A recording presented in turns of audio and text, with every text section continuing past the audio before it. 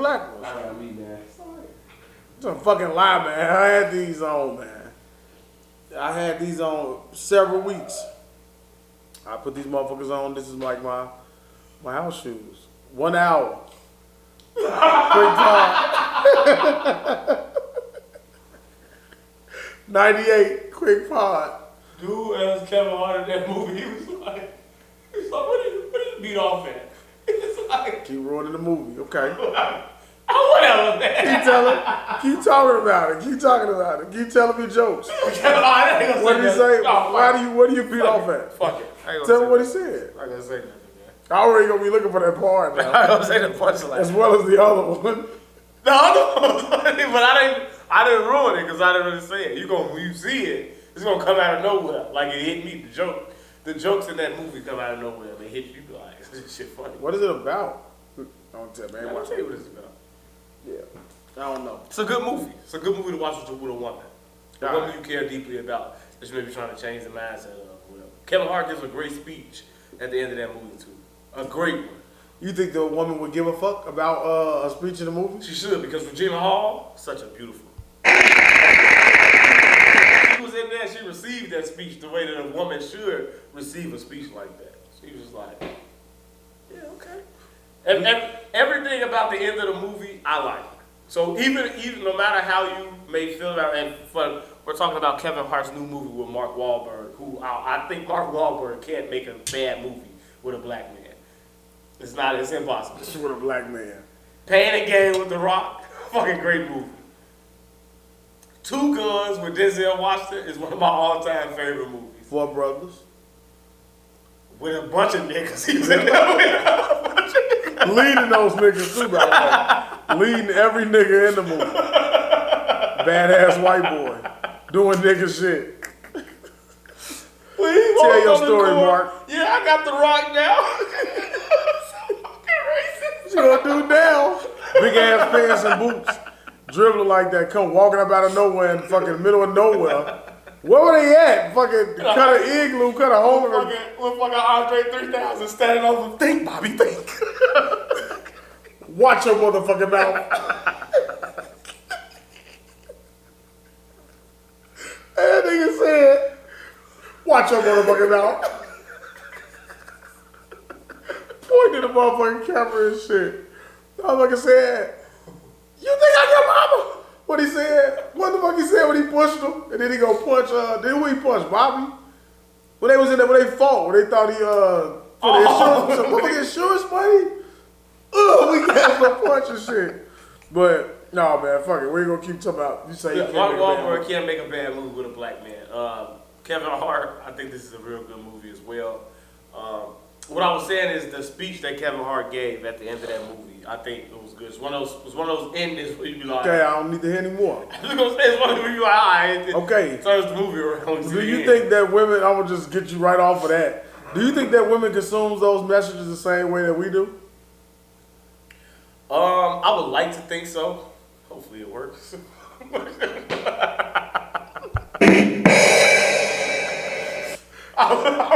That motherfucker listening, watching it from afar, thinking like, well, you know what? That's too much like right. Yeah. I think that. You don't think certain media touches the soul where they be like, hey, Hold on. have a heart, have a flashback? Maybe I did this nigga wrong. Let me be clear when I'm talking to women. Let me be clear. Let me be fucking clear, okay? Let me be fucking clear. I think that we may receive it a certain way because we can relate from that perspective. So like, I wonder if they feel like they can relate from that perspective. Like, maybe they don't. Maybe they do want to receive that message, but maybe they just want to receive it from someone else. Right. You know what I'm saying? There's always that gut punch where you be like, right message, wrong guy. It's always that. Exactly. Now do the motherfucking the drum and shit, but that's what I was looking at. Keep your fucking hands off my fucking list. Sorry, I'm sorry. I'm supposed to brought my own. Cause you've been sounds more been missing a couple episodes. I mean, maybe you're getting too high. You forgetting to press the buttons. Maybe Possibly you fucking be here for fucking hours upon hours. Fucking this. All you gotta do is pull up ready. You come with a 6-pack. This motherfucker pull up with a 6-pack, 8 blunts. It's for the show. We sit like all you gotta say. Come here with 2 blunts, no pictures. Like it's we rolling, brother. We rolling. That's how you gotta come. You gotta be like, all you gotta do is you ain't saying shit but a word. You know, I'll be ready to roll. You know what I'm saying? But like, we be having some male bonding time. You know what I'm saying? Before the pod, we got another one of these late starts, guys. So, I think I'm gonna make it through it.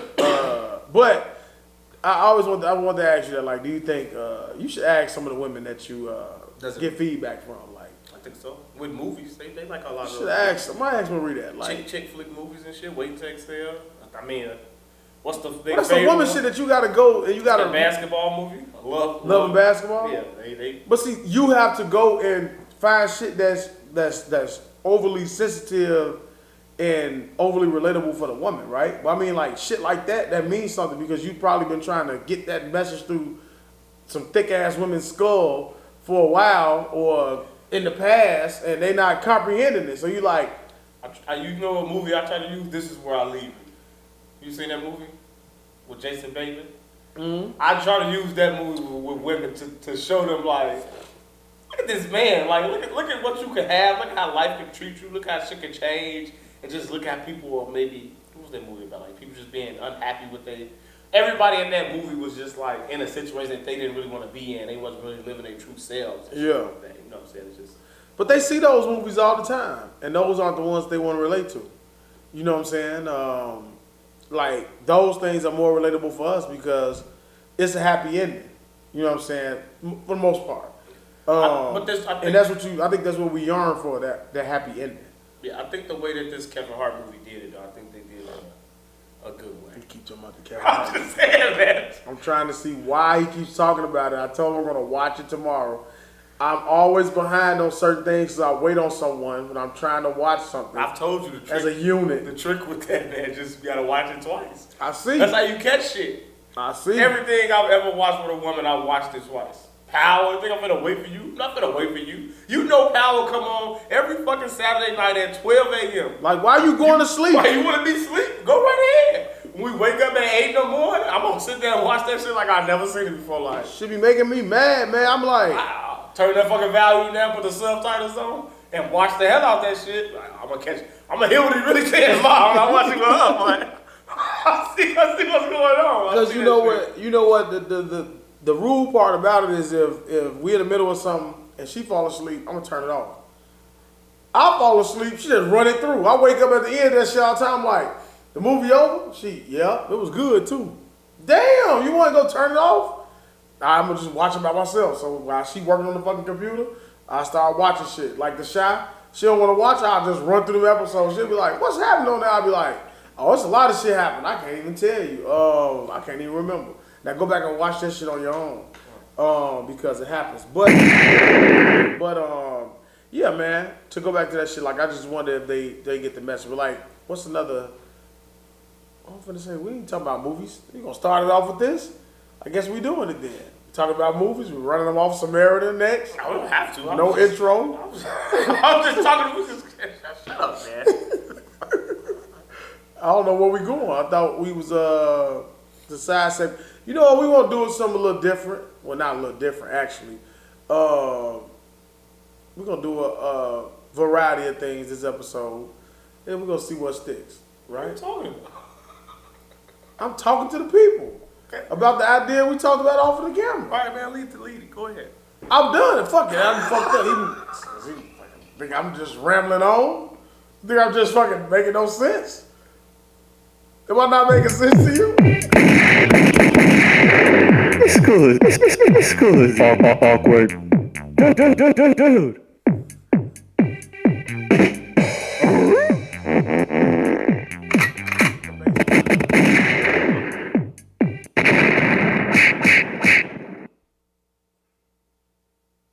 Viewer discretion is advised in a world. This is the last day for Leo season, man? Go where no man has gone before this summer.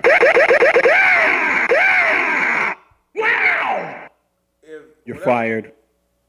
If you're a Leo and it's Eh? out this far, Just go ahead and be a Virgo, brother or sister.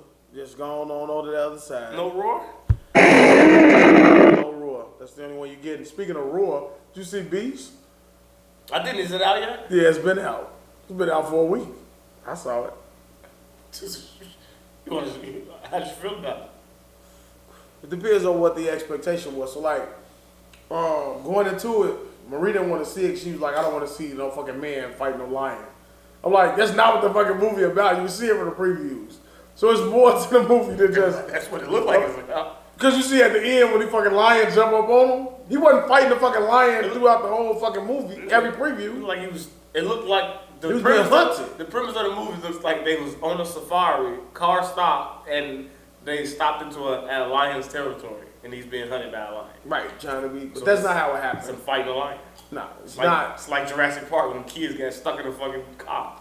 That's what it looks There like. you go, exactly. That's what it is. Exactly. So it's about, so when you're looking at it that way, it's more to it than just a man fighting an animal. You like, I don't want to see some unrealistic shit to where he's going to be taking on a big ass lion and actually win. Mm-hmm. So I knew it wouldn't be like that. It was more so like, you spot on, but it's a little different than just getting into the territory. It's more like poachers and shit, like taking out, like it kind of explained like how so people like Marie, she didn't know that. Educational? Not educational. Like basic shit. It's like lions. And she kind of explained it. So like Marie didn't know that women, that female lions are the ones that go out and hunt, right? Then I was like, you seen Lion King? She's like, oh, it's like an epiphany going off in her fucking head. So it's talking about like a group of lions, some poachers come, and when they take out the herd. So, you know, like the male is just he the protector. Mm-hmm. So when you bring your ass here, all right, you got to deal with me. But if you catch you out past that line, you going to have to deal with her. Which is kind of some hoe ass shit for lions when let the women go fight out their battles while they sit on their ass and protect the home. Like, but anyway, it's kind of sitting around that. Some poachers like eliminate his family, the lion. Mm-hmm. So now he's after like all of the poachers. And in the mid, am I saying it right? Poachers? Yeah. All right. And in the midst of that, so like smart lion. Yeah, he's like he's like a revengeful lion. Maybe remember like an elephant. Yeah, revengeful lion, right? I'm telling you, he's a big boy. He's a beast. That's the name of the movie, Beast. Like Cujo. All right, man. I'm just trying to tell you. I'm actually can explain this shit, right? Like I couldn't do the right thing. I can explain Beast, but he's with his kids. It is what it is, man. It's nothing to like go. I wouldn't spend my money to go and see it, but if it's on, I'd watch it. But it all depends on. So how did you see it? Didn't you spend your money? I spent my money on it, absolutely, because I like going to the movies. One of my hobbies. One of the things we talked about. Off of the camera, I just want to make sure that you know. So you wouldn't spend your money to go see it, but you did spend your money. I wouldn't recommend you spend your money to go see it, is what I'm saying. Okay. But I would recommend you see it. Okay. Okay? Because it's not about him just fighting a fucking lion. You know what I'm saying?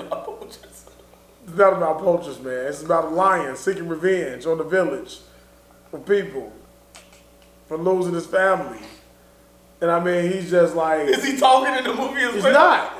He's just leaving a trail of fucking mangled bodies all throughout the fucking... You're like, why is he mangling them like this? You know what I'm saying? And why is he toying with them? And why is this person still alive? So, I'll just ask you just one question. All right. And we get off this. When at the end, in the middle of the movie, when it all comes together, and you be like, like Samaritan at that, It doesn't have one of those. So the lion, What is biting me? the lion little baby didn't come running around. Nah, like, no Simba. No. Mufasa survived. Simba and all the rest of the motherfuckers is wiped out. You tell me out. the lion survived, huh? No, I'm telling you about the beast. You said, Right, Mufasa is the beast. So he survived. So no, it's no little cub that comes But to you come said help the Mufasa beast. survived. No, I'm telling you, Mufasa's family was eliminated, not Mufasa. Oh, okay. That's what I'm saying. I didn't ruin the movie for you. I ain't ruined it. I'm not like you. But it was no moment where Idris Elba was like, oh, he's only mad because they killed his family. Nah, it was more so like, it's going to be a moment where you're like, well, that doesn't make sense. It's that kind of moment. Like the whole movie. Like, you're like, what are we doing? And why do you keep leaving your kids, Idris? Why do you keep saying, I'll be right back? That's the one thing you're going to keep saying. I'll be right back. You be like, why you keep leaving? Like, where are you going? And when did you develop these great jungle skills? You see what I'm saying? But that's me being over critic, right? You know what I'm saying? You have to strip all that down and just take a movie for what it is. Does this action movie make you want to see him as James Bond? Hell no, I don't want to see him as James Bond. I didn't want to see him when he was in terrible ass Fast and the Furious Cyborg. Idris Elba is like, you want to see him in probably some gangster shit or like some James Bond would be a smooth role. I don't know. I don't want to see him study fucking lowering his eyes, pouting, sucking his jaws, looking at the camera, trying to have sex appeal. Well, he was a lawyer. That's all he was doing in that movie. What was it called? Money Play or whatever? Molly's Game. That was a good movie. He did a good job in that. Clearly you're a fan, because you're watching all of his fucking movies. He's a great actor. You know what I'm saying? Idris Elba's a good actor. Idris Elba is overrated, but Beast is something that you should see. It doesn't have the Good call, Goals.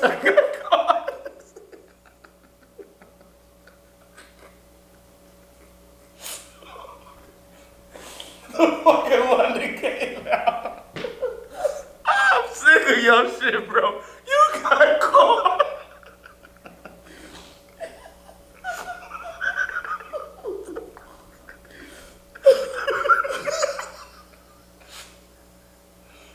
Oh man, sick of your fucking lies.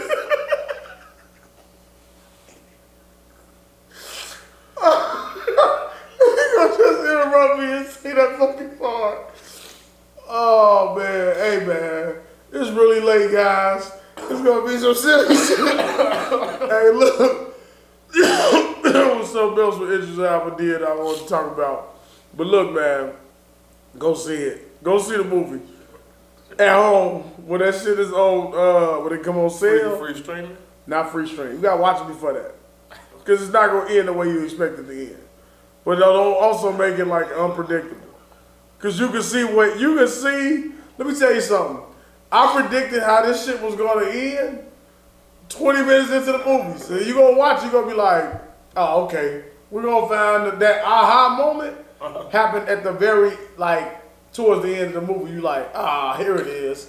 You know what I'm saying? And it wasn't like fucking Samaritan that you just dying to talk about how great a movie it was. So you go ahead and talk about Samaritan. Julio is skipping past this whole fucking first hour. He gonna skip through the whole first hour. But he should have seen these movies by now. His date nights and his fucking 2 movie a night. Can you watch 2 movies in one night? I can't. You can go to the show and watch 2 movies? Maybe not at the show. I smoke too much weed. That's what I'm saying. At home, yeah, I definitely can. I'm talking about, well, not, we can all watch it at home.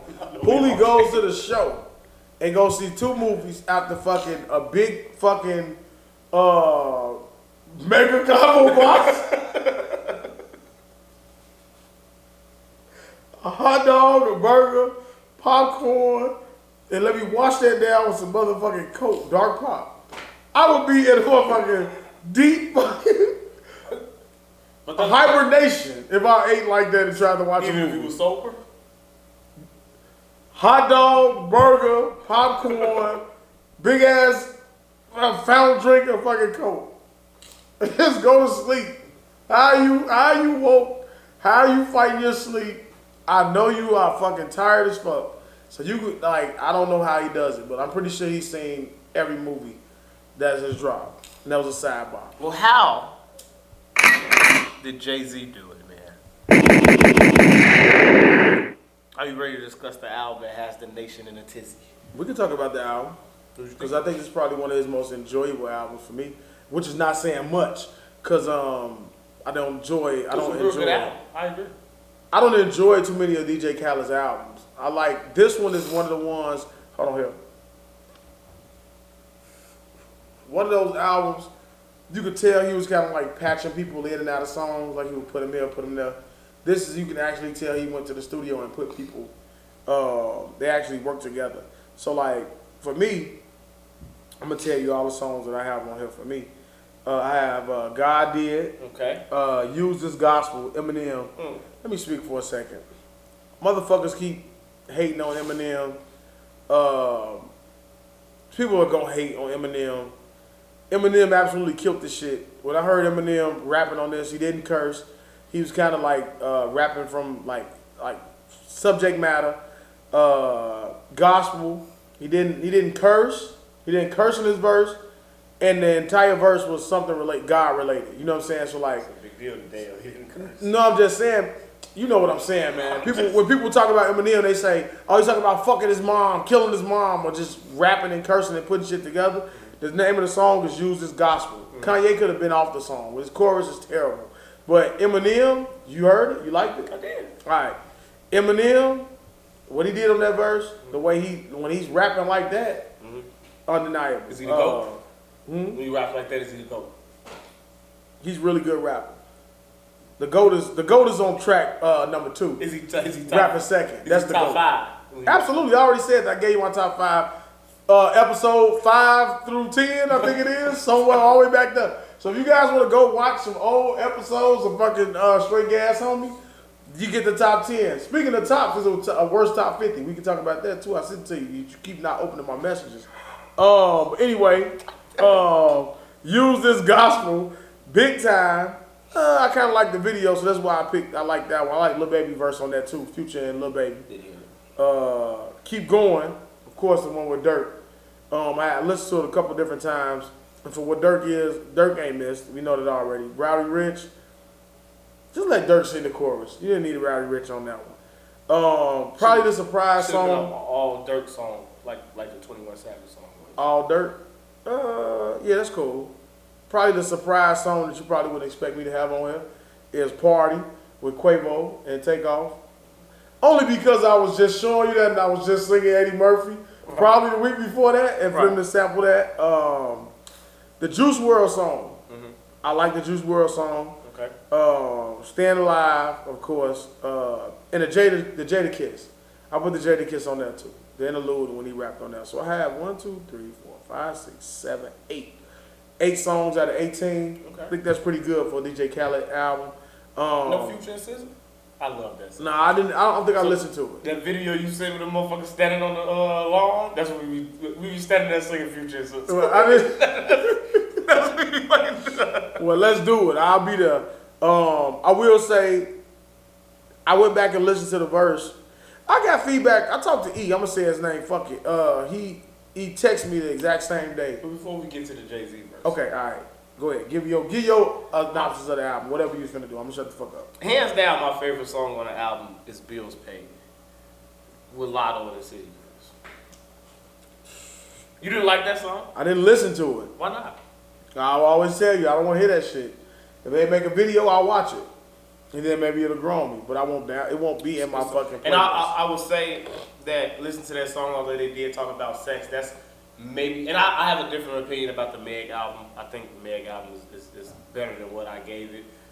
Better than the review I gave it. It is like different content and shit on there, but it's just how Meg is like Lil Wayne. When she started her shit, it's just the same. So it's like you tired of hearing that shit. So with the way they started their album and the content of their verse, although they throw that sex shit in there, it's like not littered all over the verse. So that's why to me, like the sample that they got from there, the hook, all that shit, like I think it's a real good song. Like Lotto killed that shit. That's my favorite song off there. His Bills Paid. Then the second will probably be 21 Savage song. I think he killed that shit. Again, beautiful. And then after that, you start going to the rest of the shit that God did. And I like Use This Gospel. And of course, the Jada shit I like. And that's the only thing I like. What do you think about Eminem verse? I listened to it. I wanted Joe Budden to talk about it. I really wanted to get his opinion on it. But anyway, go ahead. I listened like 2 or 3 times. I got to listen to it some more. Like, I can't really understand half the shit he's saying on there. So it didn't really move me the way the other verses did because I was more clarity, I guess. But I like a lot of Eminem shit, like the more and more you listen to it, the slower and slower it's gonna like sound, so you can like pick up on a lot of the shit that he's saying. But I actually looked at I had to pull up the word when the words is going with them. Like I looked at it, but at first, and that's what I want to say. Like, kind of like with Eminem, like I was looking at like you know motherfuckers do reactions to like the songs, right? So it's a couple motherfuckers that I look at. I'm not gonna say their name because it's not gonna benefit us. But like when they break it down and you hear the parts and go back, I'm like, oh okay, you can hear it clearer. So what I'm saying, like I feel you with Eminem shit. I listen to it in the car. So it's a good song. I like Kanye on the hook. I like the beat. It's a good song to me. One thing I think I discovered from that is that like I don't think I really like from listening to like JayZ verse and Wayne version and all this shit, it kind of took me years to realize, and I think he used to say this shit though, like, I listen to flows more. Like, I hear the flow. I don't really hear, like, What they say? yeah, like I hear what they saying, but like, I don't think I'm listening. I'm not hearing it that way. So like how you say you gotta listen to it a couple times, and I don't want to say shit go over my head. So I'm just like, I'll hear it and I'm like, oh, he said that. Like I don't hear everything. I can listen to the verse. It's okay for things to go over your head. I told you, I called you when that Wayne wake up early in the morning, eat that pussy like cold pizza. Whenever that song came out, it literally took me like 7 years after. So I'm like, wake up early, cold pizza. I'm like, first take, I was like, oh man, that nigga cold. That shit went over my head for years. Yeah. So some shit, it's okay for that man. It's all right. But that's what I'm saying. Like I'll be hearing it and I'm like, all right, man, I'm trying to figure out why this shit's so cold. Like I hear the shit he's saying, but I think I'm looking more for like punchlines. So JayZ not giving me punchlines, he giving me like straight lyrics and shit. He's saying shit that you like. Or game, as they would say. All right, double entendres is the ball head motherfucker kept saying. So maybe I do like punchlines. And like when I heard Joe Budden say Wayne is the king of the one-liners, so I guess they consider the way Wayne rapping and the way he delivered is like one-liners and bars. Like where he'll just say some shit and he be like, oh, okay, it's easy to catch. JayZ kind of like telling a story and saying she be like, oh, okay, I hear him, he getting off. But like I'm like, he snapped, but stop playing with Wayne and DJ Khaled. Why the fuck would you only give Wayne them little ass amount of time to rap and give JayZ all this motherfucker what? What do you have, like 4 minutes? Some shit like that? 5 minutes. Who the fuck y'all think JayZ is? Wayne the GOAT, you hear what he said? The apex? He's the motherfucking alpha male in this motherfucker. He's the trendsetter. He's that nigga. You know what I'm saying? What you say when God made me, he did his thing? He got a song saying that. It's like, I ain't really like that. That line was like, okay, Wayne, can't stop saying it. Don't recycle. Because it makes it easy for motherfuckers like E to keep saying, oh, it's trash. And like I said, E gave me, the same day he said, hey, you heard the song? I said, yeah. I said, what you think? He said every verse was trash. You're a hater. You're just a fucking hater, man. I wonder what you want to hear. What is trash? That's what I wonder, like, what do you want to hear, man? What the fuck you want to hear? The skies and the ciphers and, like, what the fuck you want to be like? And that motherfucker, I had to go get the book and do research on this nigga verse, and that shit cold. Like, man, keep that shit over there, man. I ain't trying to think that hard, bro. You know what I'm saying? But like, that shit was cold. Even Rick Ross kind of got off. Rick Ross, he just do what Rick Ross do. He didn't do nothing special. He served his purpose. He could have been off the song. Could have gave Wayne that motherfucking extra time. You know what I'm saying? So if you could take anybody off and replace him with somebody, who would you take off? Ross, and put Wayne on there. I'm not gonna put Drake Wayne's on already there. on there. I want Wayne to have a longer verse. So you should be Wayne and JayZ? But yeah, I want JayZ to rap them 4 minutes and give Wayne his 4 minutes. Okay, having to put another artist on there, who would you put With them two, there? On that song, Ben Beat, the way what you heard, who would you put there? I can start rattling off people. Jim Jones, JayZ. no. I'm not just naming people just to No. Kanye. Maybe Kendrick, Kanye. J. Cole. Maybe, no, I want them niggas. Maybe Most Kanye. Maybe Kanye. Maybe Eminem. Andre, 3000. Yeah. Maybe Andre. Who I say? Maybe Jada. The Boy. Maybe Nas. You want to hit Drake? Nah, I don't hit Drake on that. Drake could kill it. You know what I'm saying? Like, I would probably want to hear Drake on that just so motherfuckers could, like, motherfuckers who just hate him could see, like, hey, he gonna hold his own. But of course, people are gonna dissect, like, Wayne saying he'll fuck the world. Oh, he ain't gonna talking about fucking. He talking about pussy. Alright, whatever. Drake could get on there and do what Drake do. He'll never get his credit. But yeah, I think they all did well. I think Wayne killed that shit. I wish Wayne would have had a longer verse. I wish Wayne wouldn't have said no shit about fucking. I really want him to do it, like, because I think, like, every time he delivers verses like this, there's when he says things like that, it kind of like, for people who just want to hate on him, it diminishes the entire verse, and they just be hung up on, it's like selective hearing. I'm going to stick to this one thing right here, and I'm going to continue to, like, to point it out, and point it out, and point it out, and disregard everything else that he said in the process. Give me your take on it.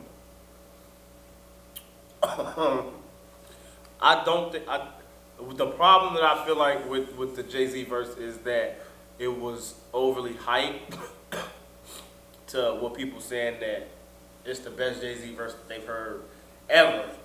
If they would have said like in some years, that'd have been cool, or if they'd have been like this the longest we've heard JayZ rap in a long time, that would have been okay. But like for them to put it out there, and for people like Khaled, like, cause I listened to like a lot of the interviews and shit, like he was on Drink Champs like going crazy, like had me waiting in anticipation to hit a verse, as if it was gonna be some monumental, groundbreaking shit. Like to me, his verse on What's Free, his verse on What It Feel Like, and one of all my all-time favorite JayZ verses, his verse on Seen It All with JayZ.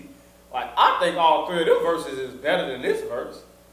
Like I don't think this it's not to say, it's hard to say. It's like somebody like Kobe or Mike or LeBron, somebody like, what's their best 40 or 50 point game? They got so many of them. So it's like it's hard to choose when they got so many to choose from. But this is a cold verse. I think it's just one of those verses where it's like it mean more to people, it mean more to you because of his status. So when he say 3 billionaires came from my career, and then he say 4 technically, like you know what he's talking about. So that's like, oh, man, that shit cold. Then he start talking about other shit, you be like, that shit cold. It's like. So I guess they saying it from the realness perspective, like, but it's from him speaking everything into existence, like Jesus turned water to wine. I just needed the stove, and like that shit, like everything he says, it's a great verse, but I don't think it's the best verse. I don't even think it's the best verse on the album. What's the best verse on the album? The best verse on the album. I don't know. I would be biased to say JayZ's verse is the best verse on the album, but I'm not gonna say that. I think 21 maybe had the best verse on the album. If you just make that whole song, it's like a whole verse. Like it's not really chopped up. It's like it is a hook on there, but not really. Well, I ain't heard it, so maybe I need to go listen to it. Yeah. For you to say that shit. I like that 21 song. And maybe I like Wayne verse. And once I learned what the fuck Eminem is saying, Eminem verse might be better. But it's not. I say it's not the most impactful to me. Like JayZ verse wasn't the most impactful verse on the song. It wasn't even the most impactful song. It's a great song. It's all the way through. I can listen to this shit, even though it's 8 minutes long. Like it's something you can listen to. Like all the music on this album is enjoyable music. Like DJ Khaled sometimes makes shit where the beats be weird, the people put on there be weird. It's like even the Nardo Wick and Kodak Black. I was disappointed with Kodak Black. I thought he was gonna kill that shit harder than what he did. But aside from that, like all these is like good songs. It seemed like he picked the right features, like you said. It seemed like everybody was really locked in versus before it just seemed like people send, like he always say, they vocals came in. It seemed like motherfuckers just send in a verse to him and he take that shit and put that shit on the song instead of sitting there creating a song with them or creating that shit around them or something like that. Like that's what this shit seemed like. And that's what this shit been seeming like for a long time. And it'd be like, I already want to hear this shit. Like it's like rinse and repeat music. Like every album you would get like 1 or 2 songs where it's like this shit cold, but for the most part you know what you're getting from a DJ Khaled album. Like I think this shit is something different, and I think this is probably one of my favorite DJ Khaled albums. I don't want to say it's one of his best because I'm not a true fan of his to know some shit like that, but shit cold. It's a good album, man. Good album.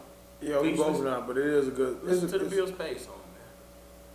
I'm not listening to that shit. When they make a video, I'll watch it. But if they don't make a video, then I don't got time for that shit. But See, the girl said, I'm the reason these bitches know about Birkins. Hey, come on, man. That shit there, man. Talk that shit, huh? Talk that shit. Meg, I fucking love Meg Thee Stallion. You see that video she had on Instagram, Meg? We said a fan through the phone. Save that. I made screen recordings just in case that motherfucker get fucking deleted. I say that. Yeah. God damn. Can you imagine if that was really your fault? Or the happy time you have at night? Well, now it's not. It's no different because everybody else is seeing it the same way I see it. Mine's a little clearer. No, listen. Anybody that says it's a difference, this iPhone 13, the camera quality on this motherfucker is amazing. Somebody sent me a video that I said, well, damn. Look at that. Okay, I don't know, recording videos, you put the camera in 4K, I'm like, Record yourself in 4K. Hey man, it's different.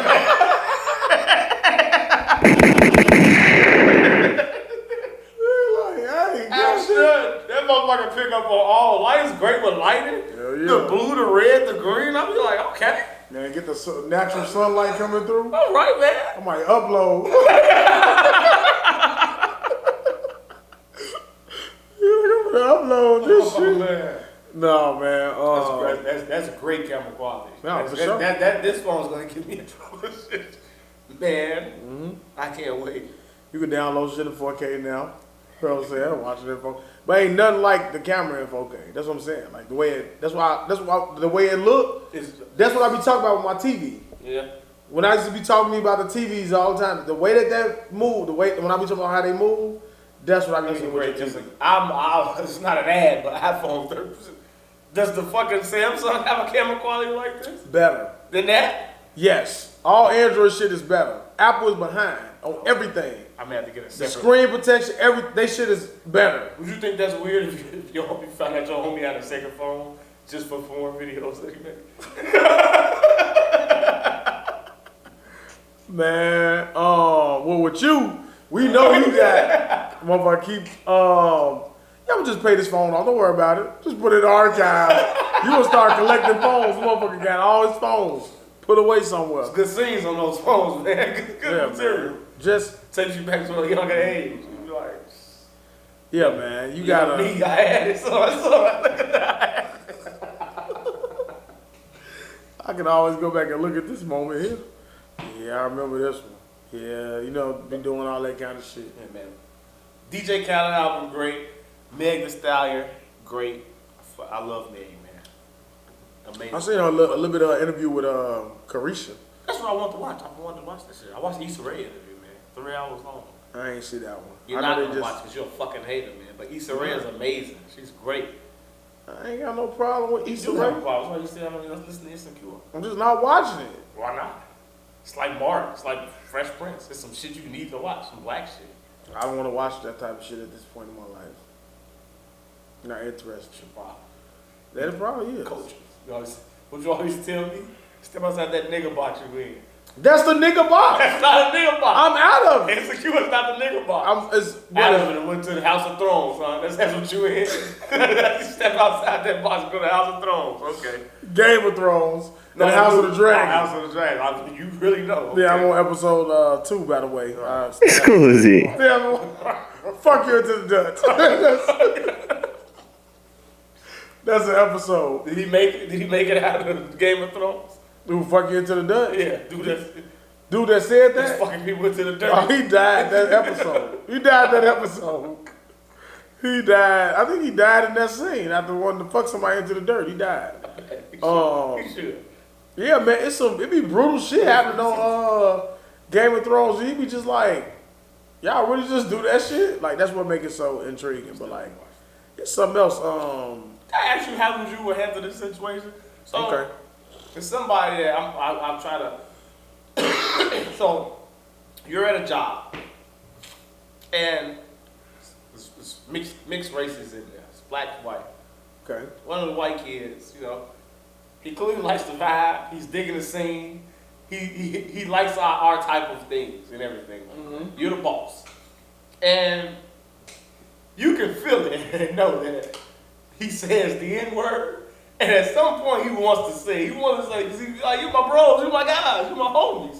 And at some point, you know he's gonna get too comfortable enough to where you my niggas is gonna come out of his mouth. Okay. So one day when he's leaving, he says, "Yeah, I like working, you guys, you're my niggas." And he says that, like, how would you handle it going about that in a work environment where you work and someone that's not black says that in what he means it to be an endearing way, but he says it, like, how would you go about it? I probably look at him and laugh. Like, I don't take that shit that serious when it's like that. Because I done heard it before where I'd be like, you just gonna say that?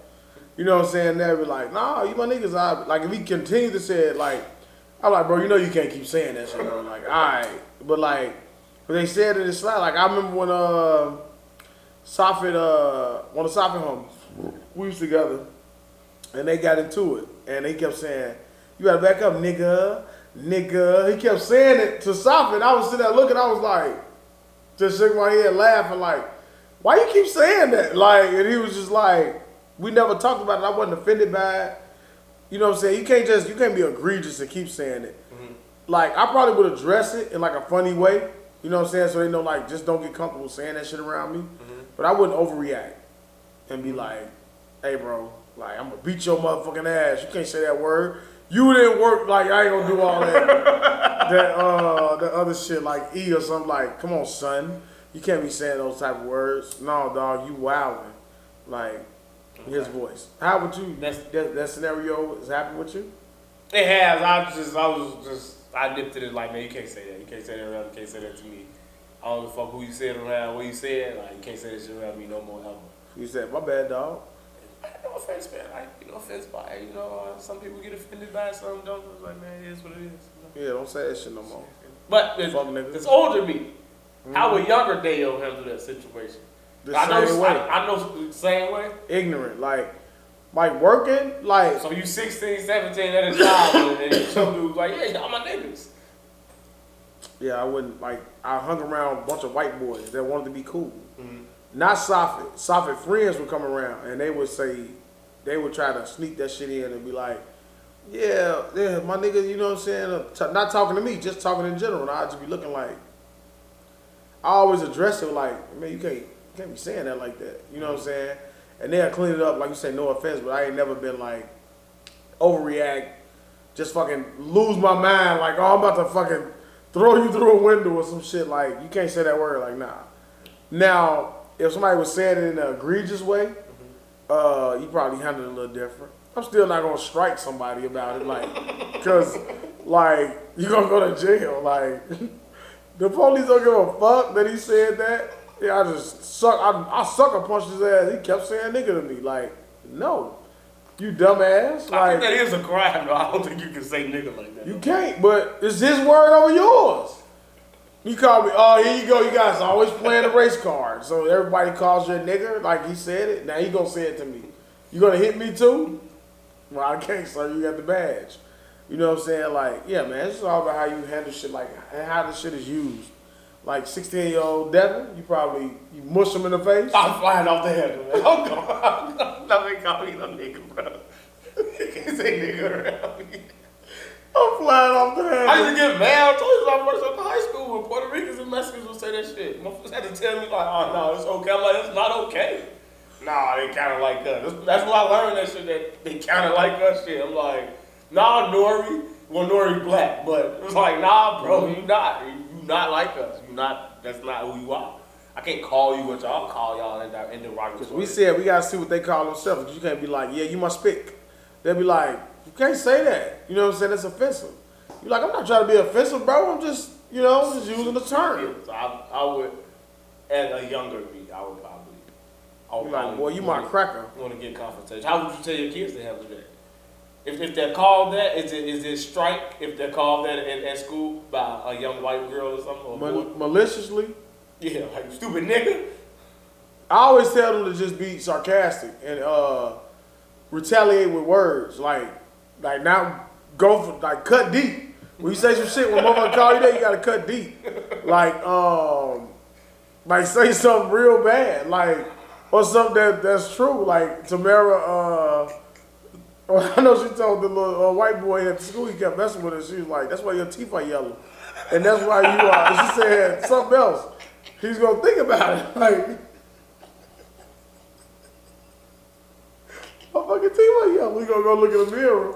Now it's going to be something that probably sticks with him for a while. To create insecurities in people. Absolutely. That's what you're doing. Absolutely. And if a guy attacks you and he's too big or he's too strong, kick him in the nuts. But you teach tolerance in terms of using racial slurs. No, I don't teach tolerance. That's what you just said. What the fuck? Tolerance means like it's okay. I'm gonna respond. You're teaching the Gandhi approach. Use our words. Use our words will also create harm. You're not Malcolm X. Words hurt. Words hurt. More than me striking you, I may say a word, something to you, and that shit's gonna hurt worse than me smacking you upside your fucking head. You be like, why did you just say that to me? Yeah, a little pink dick or something. You be like, it resonates different because it's true. So when you go home and you take a piss, you're gonna think about you saying, how do you know that? You know what I'm saying? That's why I say you gotta say mean things to them. Talk about their fucking heads. Talk about their ears. Whatever it is. Say something that they're gonna be self-conscious about. That's how you would handle it? Okay. Yeah. Interesting. Sarcastically. But then if you keep saying it, I'm also let you know like, you keep saying this, it's gonna escalate. You know what I'm saying? Most of the time it diffuses it. I guess that's interesting. How you would parent confrontation. Cause it's really like, because you would think that you could be like, but that's not how you. I don't know. Like a lot of people, when they look at videos, they feel like in their mind that they will handle situations differently than what they see on the video. But then once you're placed in that situation, like, what would you really do if you was walking out of a gas station and some fucking white biker said, "Fuck out my way, nigger"?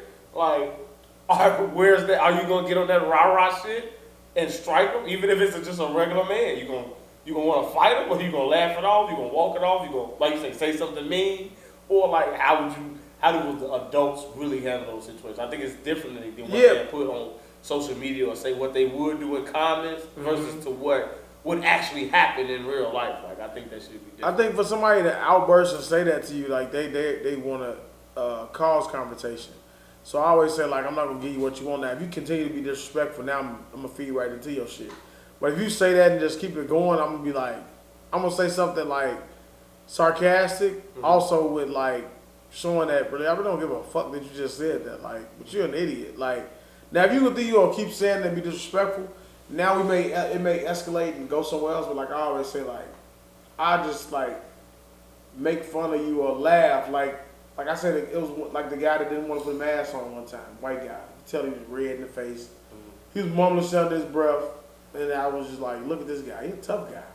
Like, you say things like that to people, they get mad. Like, who you talking to? I'm a grown-ass man. You know what I'm saying? So he walked away. He waited till he got halfway down the aisle, and he said, fuck you. Stuck his middle finger up. And I'm just pointing and laughing. How would you teach them to handle that in terms of the workplace? Like, if they're at work and maybe their boss is racist. Their boss is racist? Or saying some racist shit. Like, then they can just tell their parent, I'm going to go handle it. How would you handle that? If you go to work and somebody says something about Kimachi because he got dreads, like, come on, man, don't you guys get that stuff tamed around this time? Yeah, I'm just gonna be like, why you say that to my son? Like, would it still be words, or would you be coming up there more ready to do physical harm? Well, like I say, it's all about the approach. So when I approach you and I'm talking to you, like, why would you say something like that? You know that shit offensive. Mm-hmm. Now I'm looking you in your eyes as a man. Now if you look at me back in my eyes, now I'm like, the more we stare, the angrier I'm getting. So now I'm like, all right, now I'm upset. But if I see like, well, I didn't mean it that way, but don't be smug either. Because I want you to understand that this is disrespectful. And I'm like, this type of shit will like escalate because I have to be like the perfect. Your kids look at you as like the savior. You can do no wrong. They coming to me for a reason. So I want you to understand that the next time you make my kid feel this way to me, and you have to have an issue. But then you also have to let them know like, all right, violence is what they expect. Well, I can handle this shit professionally too. So I want you to know, like, all right, I want you to know next time this type of shit happen, and I may still go about it a different way. We're gonna report this, but also like me and you have a problem. Like, I'm gonna still report it, but then me and you may have to get,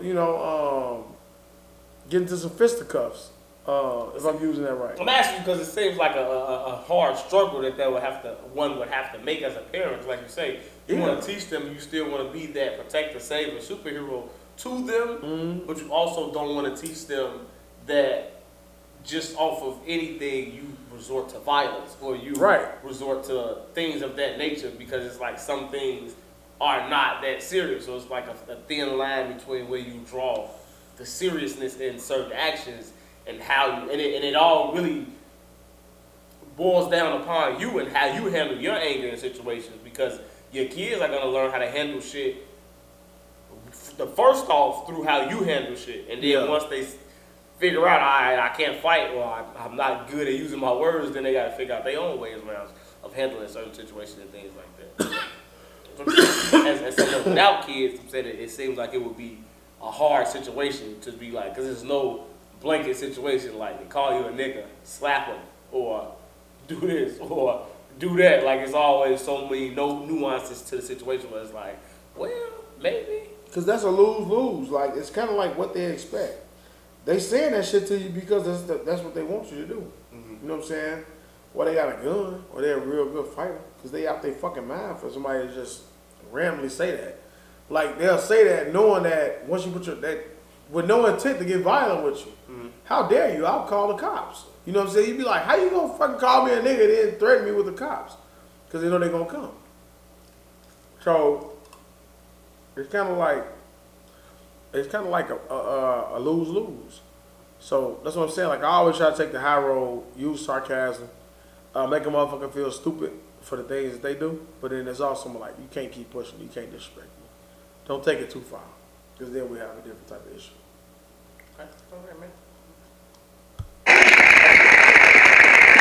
Down 101 from daeo, man. Come on, man. I'm just I wanted to start the shows in honor of the DJ Khaled God did out. You know, he's going around through his little press conference talking about everybody that believed in him. And when certain people did, God did, and other people did. So who's some people that believed in daeo? As we are inching closer to the 100th episode, who's some people that believed in you in your podcast journey, man?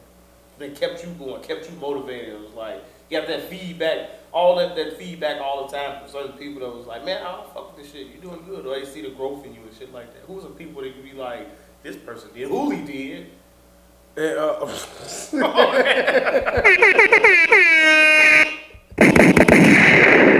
Well, one of the people, of course, you yourself. Thanks, man. Good one says it. A couple co-workers.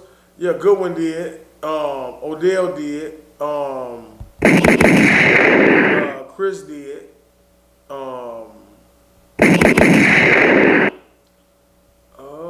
That's it, man? No, I'm just trying to think of people that I get feedback from consistently.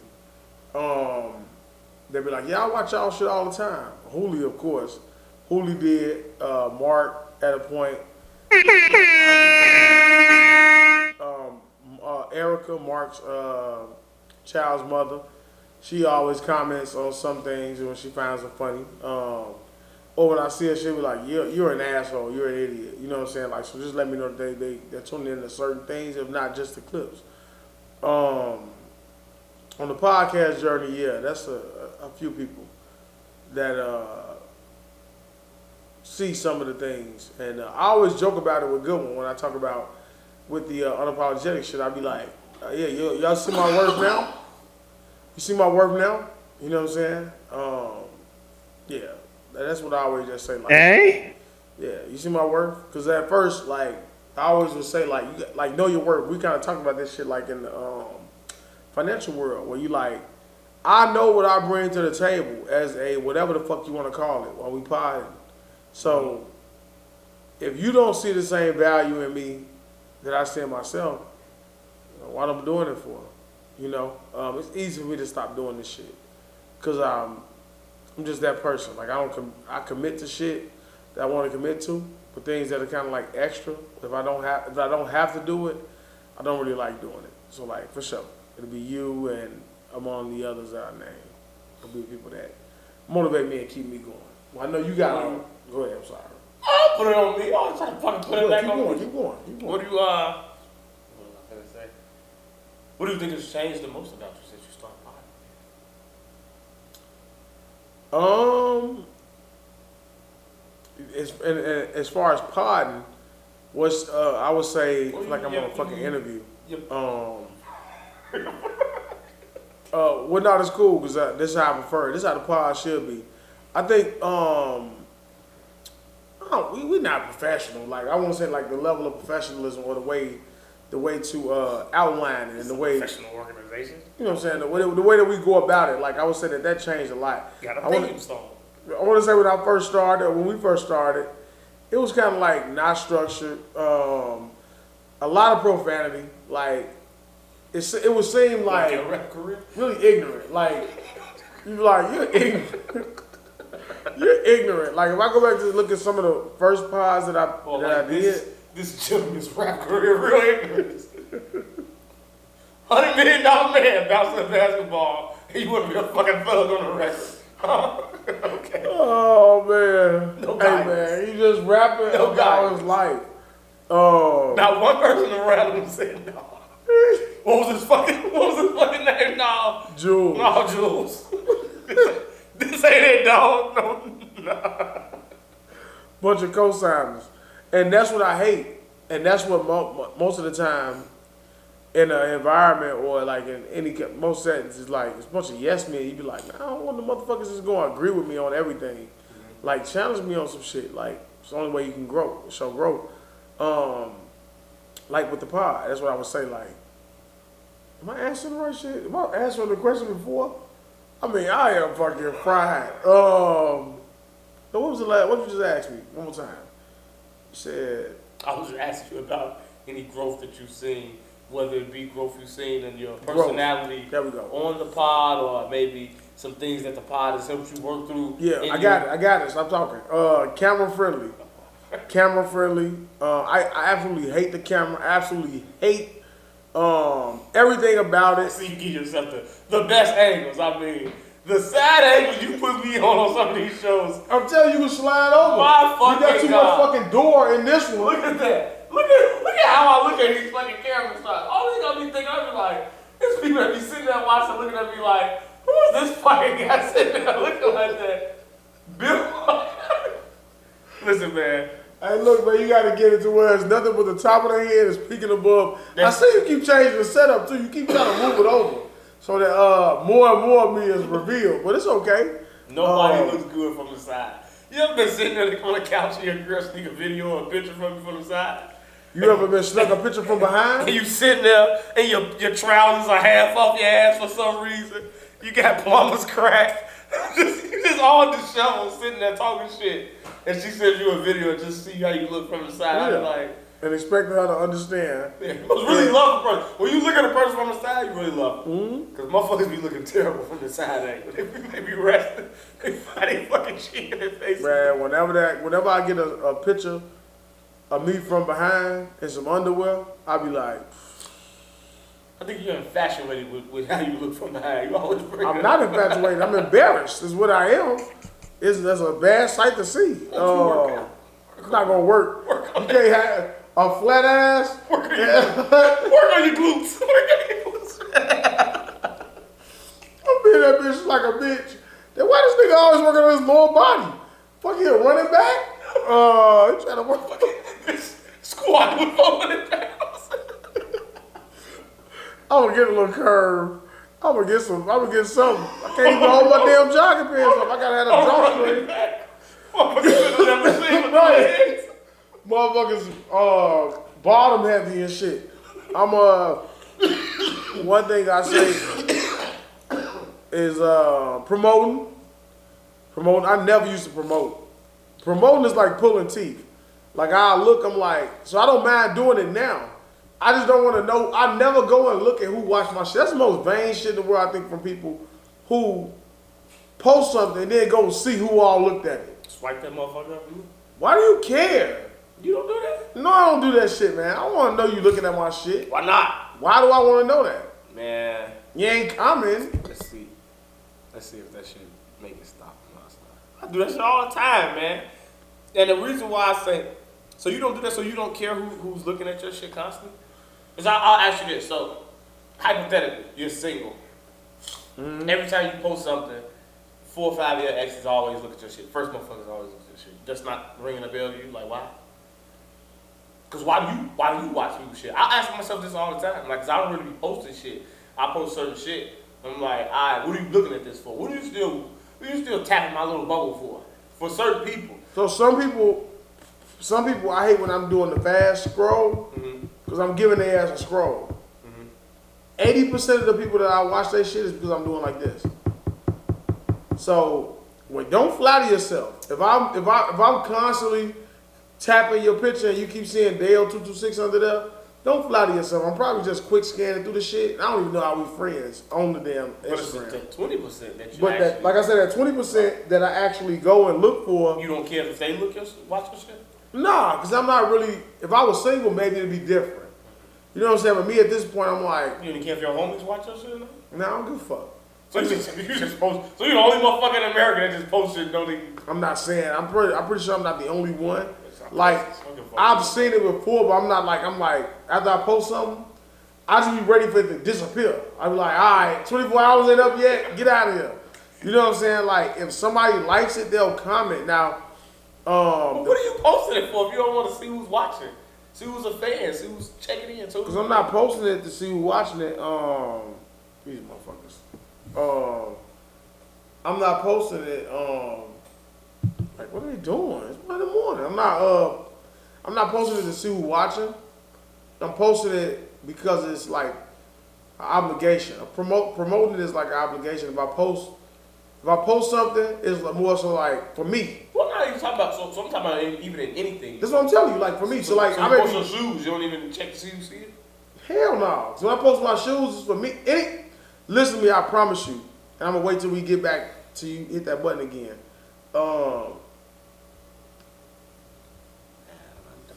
Hey, no dead space. I was just in the blood. Look. Everything I post is for me. Mm-hmm. I don't post anything for somebody to see. I'm not saying that I'm above that because I used to do that. When I go back and look at a lot of my posts, I was posting polo draws and shit. Like, who the fuck can't get a pack of polo draws? But that was like, hey, nigga, I got some polo draws. Fuck y'all mean. Like, shallow. Mm-hmm. You know what I'm saying? So, like, for people who think that I'm above it all, I'm not. I'll say this shit. Sound like it. No, I just said this. I just said that this. I was the same thing. Now I'm above it. So now when I post something, unlike Hooli, like how Hooli has that free will about himself, to where like he's comfortable with who he is, that's what I've become with the shit that I post. I used to post back when I had a Snapchat. I used to post on there so certain people could see it because I'm talking to them indirectly. You know what I'm saying? So then that would mean you would flick that motherfucker up so you watched it. I didn't. Even then, I didn't. So how you know they saw it? Because they would give me feedback when they saw me. And if they didn't, I would assume that they didn't. Up until the point, I'm saying up until the point, like I've never really been like, let me go see you watching my shit. For what? What am I gonna look for it for? Now if I happen to click on it and see it, like if somebody screenshot my shit out, I click on it and look, I'd be like, if I see a certain name, I'm like, damn, I ain't know they was watching my shit. Like, I'm not flattered by it. So if you go on, so you have your Snapchat and you put something up and you went back to that shit, that shit said 87% of motherfuckers look. You gonna be like, who the fuck watch this shit? You ain't even at least been curious? Nah. Because you should know who all on your friend list. So I pretty got much in a nutshell can figure out who's watching it. It's like the same of like when I post a picture, like with me and my kids or something like that, and I get 72 likes or 60, I'm like, it's the same motherfuckers. They probably know me personally, and they only liking it because, like you say, it's my family shit. I can post myself. I've gotten better now. I get about a 30 piece. I get a 30 ball on the solo pick. If I put the birthday picture up, I think I get a 30 ball. With the kids, I can do like a 67. All right? I done got a 90 something. That was with the entire, with all the kids. That's a high. I ain't reached 100 yet. But you really acting bad and bougie. I'm not. So when I post some shit, like if I post a pod or like if I post a song or something, I'm not posting this so somebody can say, oh, I like that. I'm like, in the moment, I want y'all to know, like, I'm feeling this shit. Bam, this is how I'm feeling right now. So you just driving to work, posting that shit for your truck, or waiting versus like, you don't never go back and be like, who the fuck watch my shit? Nope. If you see me put some music up, I put it up there. Because I know the people that's going to watch it, if, like, Emery might have something to say, a few select will have something to say depending on what I post. If I post something family related, they'll like it. If I post something like about my mom, like people who can relate to that, Rachel will respond. Like I've had. You just poop? No, man. I didn't. Hey, he just let one rip. I did not. At the 3-minute mark in hour 2. Y'all gonna hear it. I didn't. So you don't really. I was gonna ask you. So what if a motherfucker constantly watching your shit? Like how you wouldn't know? What if that's someone's way of trying to get your attention? Always been the first motherfucker to watch your shit. Well, I don't know. Like every time you post it, it should be an adult and double tap the picture, like it. Now if you keep liking my stories, I'm like, okay. Back when I was single, I entertained you. But you know what I'm saying? But you would never know if they steady looking at your shit. Stop watching. Okay, I'm assuming you watching it because you just shit. You doing you just tapping through and happen to pass through daeo. If not, and you a fan, like, you know, I got 35 fucking friend requests and I'm just letting it sit there. Like, who do you think you are, man? nobody. But why do you want to watch me? That's what I'm saying. Like, why do you think people come to your Instagram? Somebody that don't know you. We know why people did it, but somebody that didn't know you. Somebody that didn't know me is probably what would attract them to your Instagram, you think? Somebody that they know, that know me, that's like a third party. Would there be no shoes, no intellect? Hell no. No gyms you post. You don't know me. Why you over here? This guy posts quotes every morning. That's not what I do. They're like, nigga got a lot of shoes on his page. Alright. But they think you a shoe guy. Like, I'm gonna follow this guy, see if he get the new shit.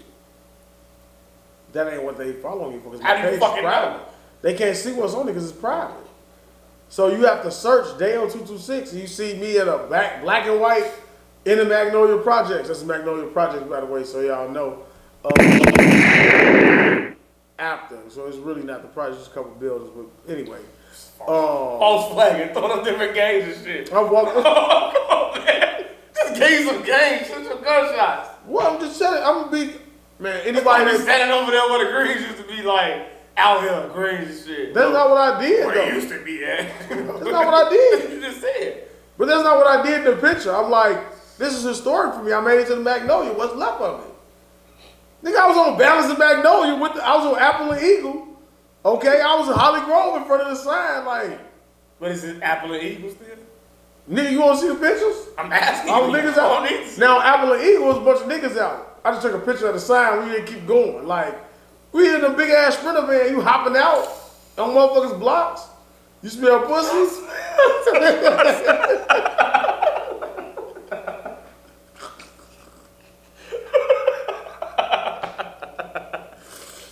Apple and E. I don't know what I threw up. Lower Ninth Ward. You the God 17? Out here. Yeah, man. It's a segment coming for episode 100. It's going to be the funniest shit in the world. I can't wait. I cannot wait. Okay. All right. Whatever. I can't wait. Whatever it is, I'm ready for it. But nah. You won't be. What's going on? What I'm missing? Why I be upset? No, it's going to be funny for me. I'm going to be laughing my ass off. Just nigga, man. Always got some up his sleeve. But, nah, man. I'm not vain to go watch people watching my shit. If you trying to get my attention, double tap it or say something. Man. I think. Do you think that? Do you think that's a hindrance of people? Do you think more people should be like that? Just post shit and not worry about and care about watching? Yeah, that's the problem. That's the problem with the way people post because they always posting for like reaction purposes or like it's not just for yourself. Like I say, like I wouldn't say that I care, but I do watch. I do look, and I do be like I do look and I do wonder.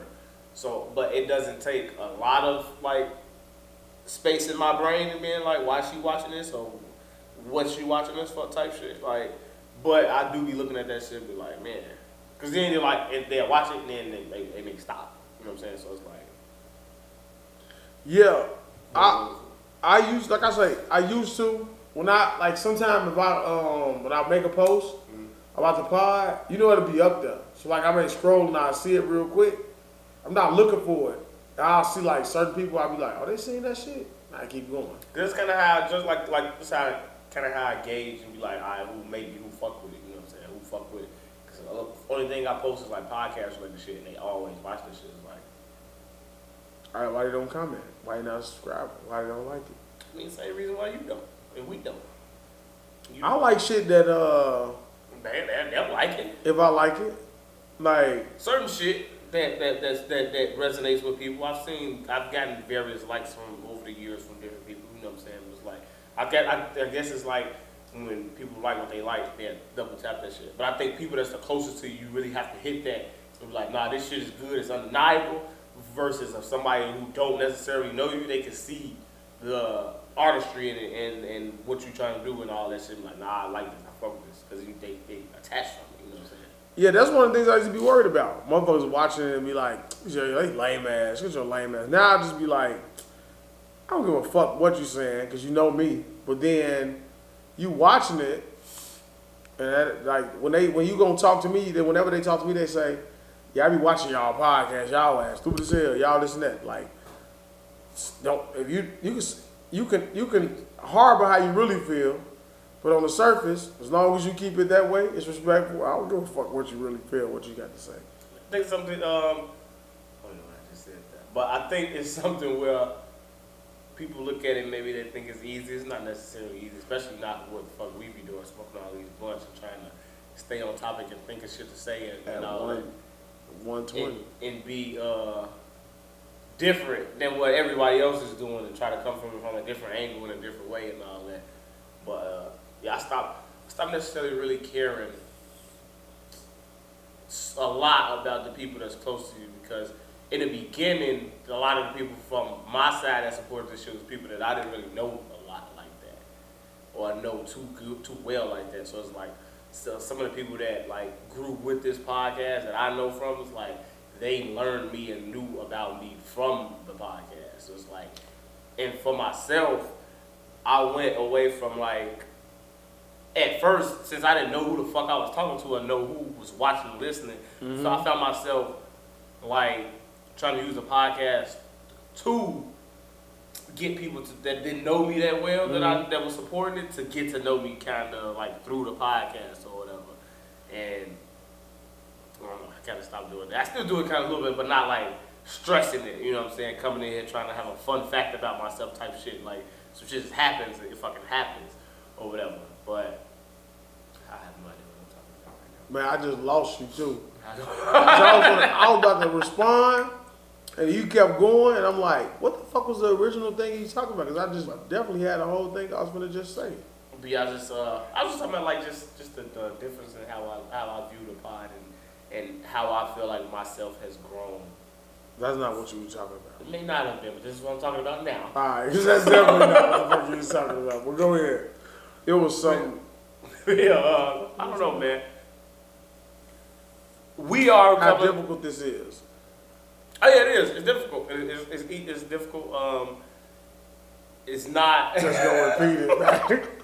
This nigga gonna just repeat it back like he in an interview. That's how you gotta give yourself. Let me say it again. Give yourself some time. Give yourself some time. Yeah, no, fuck repeat that them questions. shit. Long before repeat that shit. So you ask me, why is it difficult? Like, what's the difficulties that the job may have that make it hard? Or are you asking like the difficulties in like how are you asking a question? I'm fucking looking at you like, You think you on Jeopardy, motherfucker? Repeat the question, Bob. can you rephrase it in a different way? Yeah, say it in a different way. What the fuck you don't understand, motherfucker? I need the secondary definition of the question. How do you feel how hard is it to do a pod under the influence? It's very fucking hard. And stay. Yes. I think it's hard. I think it's hard trying to do anything and trying to get like some traction, get people to support it, especially. Support. You talk about support, because that's what I was gonna say. You stop trying to impress people that you knew, because the main support was gonna come from outside. When we did Unapologetic, I would argue with these niggas literally about the same thing. Where I would tell them like, y'all keep trying to appeal to motherfuckers that we know because we on live and they watching that shit. These not the motherfuckers that's gonna take you to the next level. These about the motherfuckers that's not gonna care after. You may get a motherfucker to watch it for 10 weeks. There's a motherfucker that really like you and entertained by that shit because they ain't got nothing to do on Friday nights. But a motherfucker that stumble upon it and just really do this shit is a fan of podcasting and naturally like our shit. Just take my picture for the cover art. The tear like Khaled.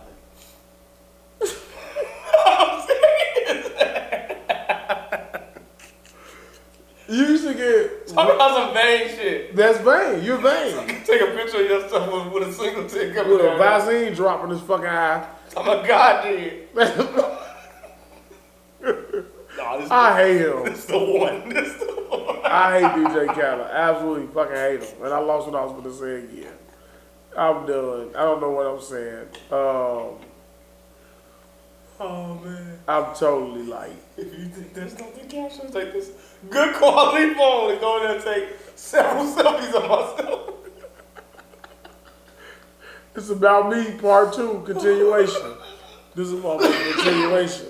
I forgot what the fuck I was You was saying. talking about how hard it is people that's not going to support you. And unapologetic, you told those guys that the support wouldn't come from the close-knit circle. Because they got short not from within.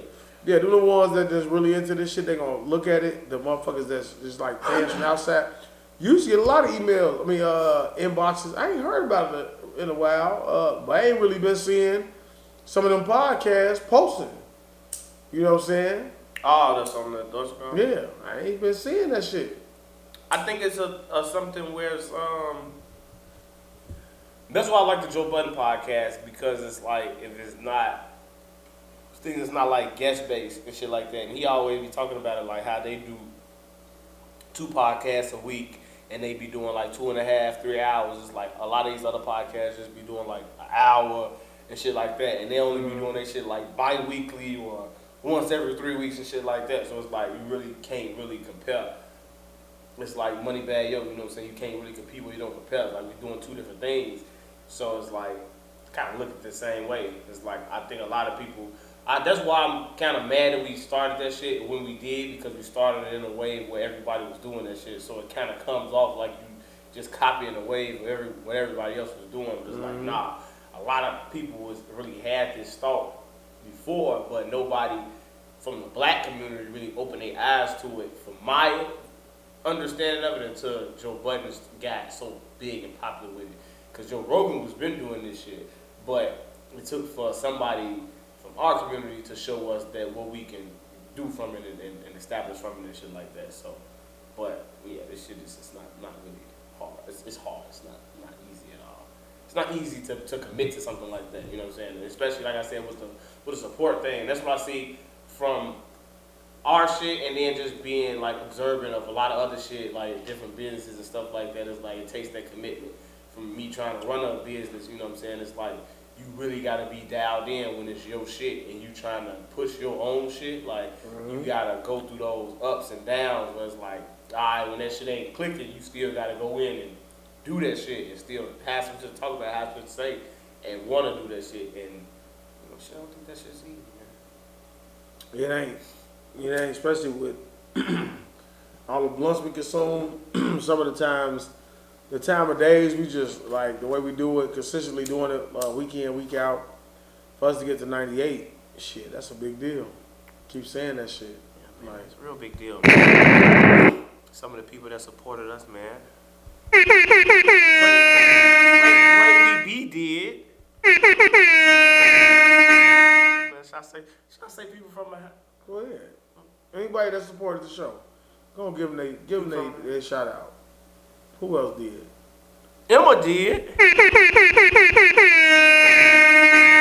Tanya did. Tanya's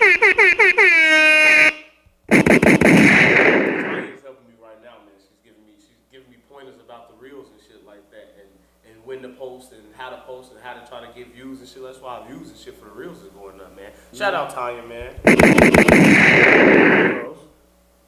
Who else, man? Who else we have? Your cousin from Atlanta. Crystal did. One of my inspirations of my life across from the very beginning. She gave me a lot of good confidence, and she listened to the first couple of episodes and gave me some good feedback of what we need to do and this, that, and the third. And why you always leaving your brother out? Program and everything, you know. Go down the list, man. Disregard. All right, go down the list. My brother did. Come on, man. Hooli did. Who else, man? Who else? JayZ did.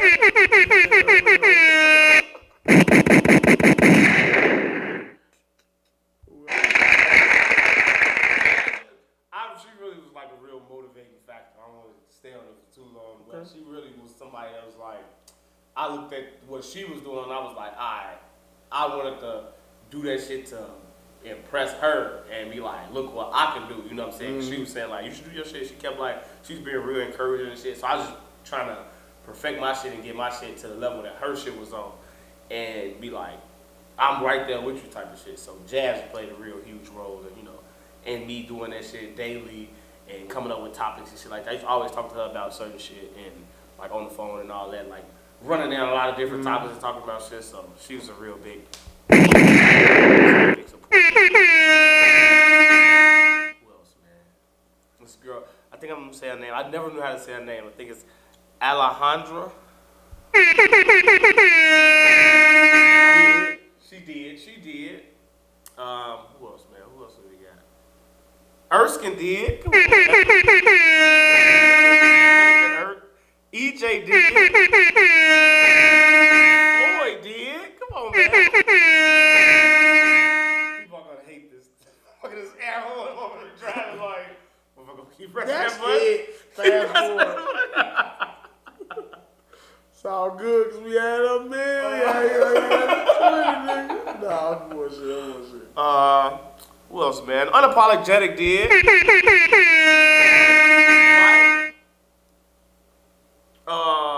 Goodwin.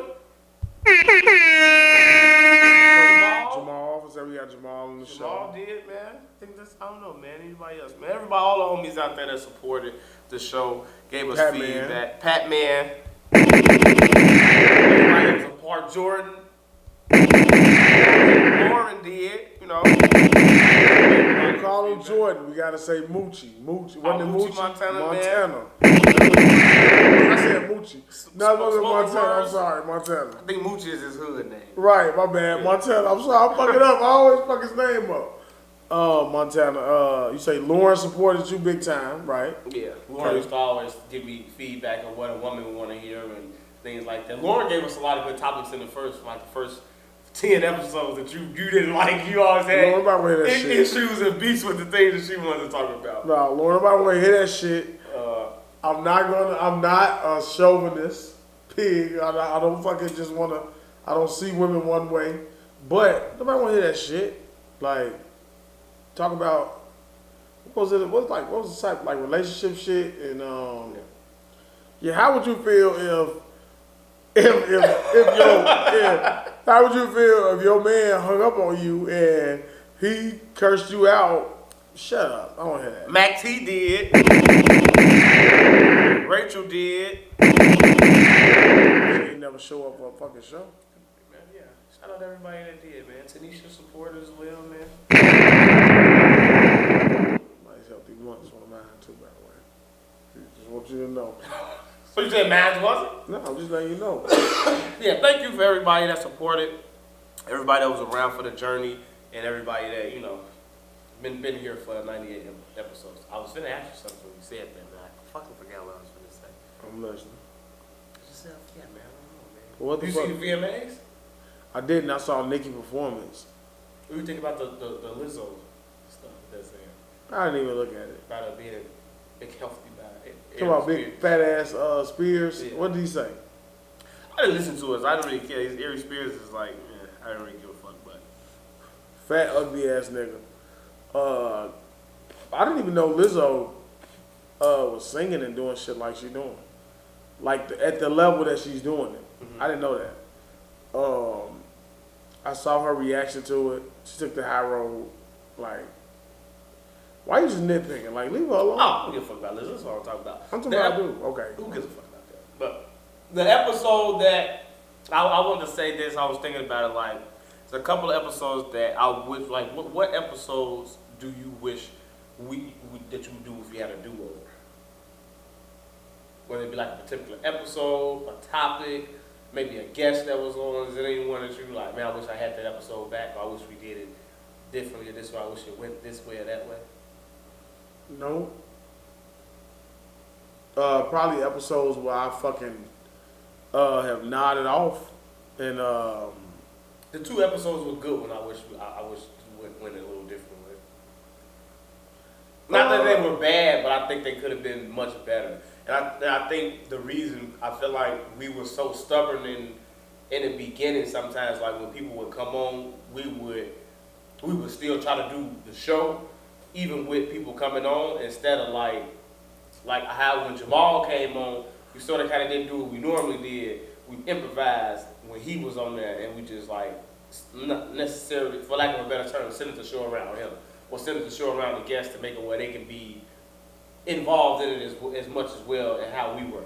I feel like we've gotten much better at doing that versus when motherfuckers used to come on before, and then we used to sit down and try to talk to us about all the shit that we watch. So we do basketball, Marvel, music, and all. Motherfuckers like, I only listen to 2 artists. Like, I only listen to all these people y'all listen to and shit. So I feel like we've gotten better in terms of doing that.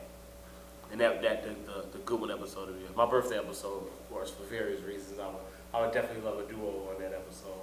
Yeah, that was still one of my favorite episodes, a great moment, but the aftermath was just like, what the fuck was I thinking? What's going on? probably the aftermath of I don't know what the fuck I was gonna say. I would say probably some of the earlier episodes, the Whedon ones, the first one with Erskine, probably would do that one over. Mm-hmm.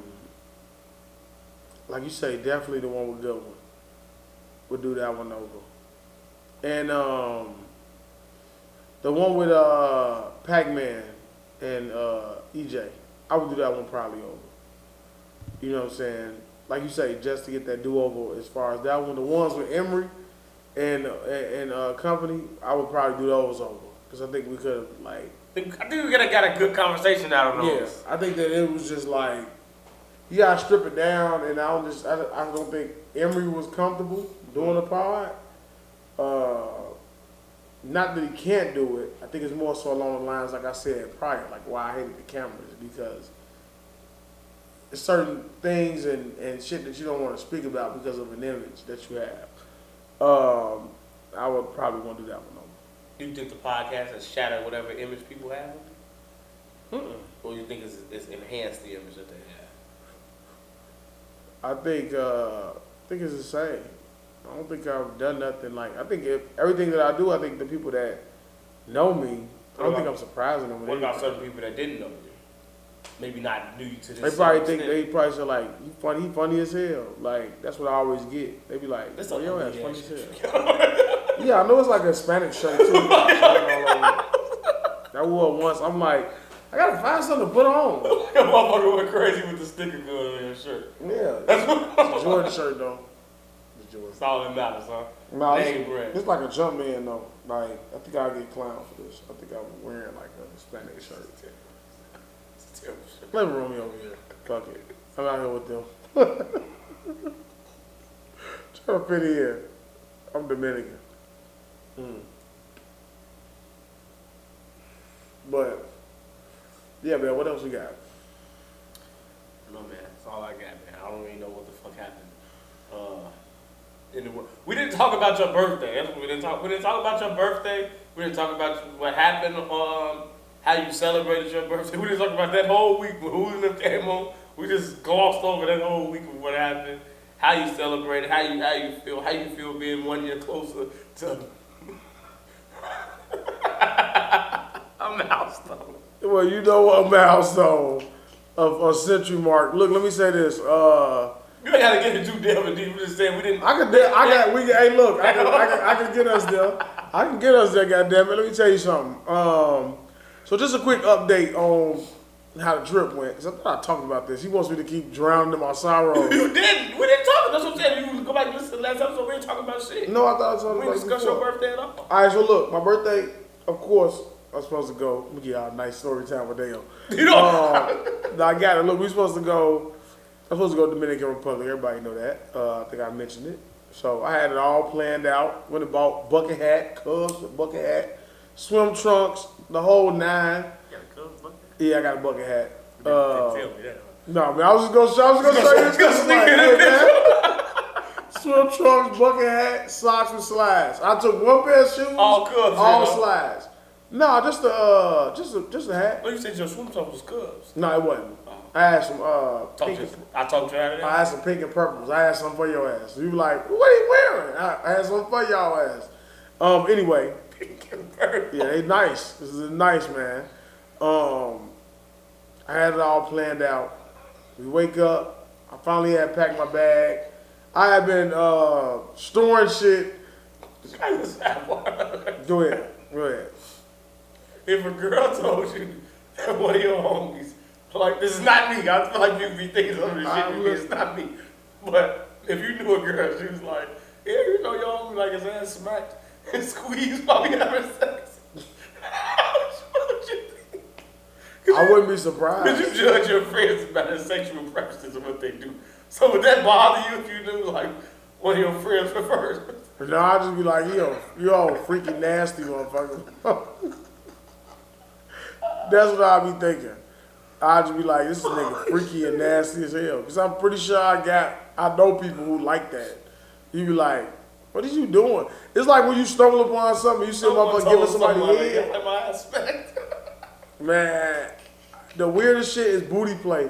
Like when I watched some shit, a chick was giving another motherfucker some head, but she was like, I thought she was like playing with his ass.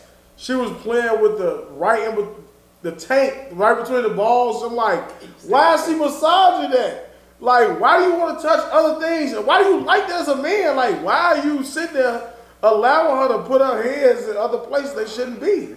So I just think that you weird, that you like that. Like, just like when I see anytime a motherfucker put up something about spitting in somebody's mouth, he'd be like, you weird and nasty. Like, why y'all gotta just take shit to the extreme?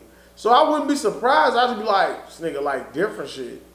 He's different. Like, motherfucker think they different.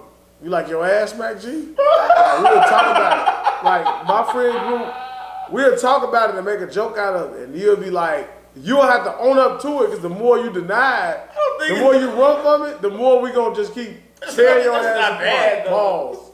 That's not a bad thing. Tearing your ass apart. Pause. That's what I said. Not hurt you. I want to reiterate for people who, you weird doggy.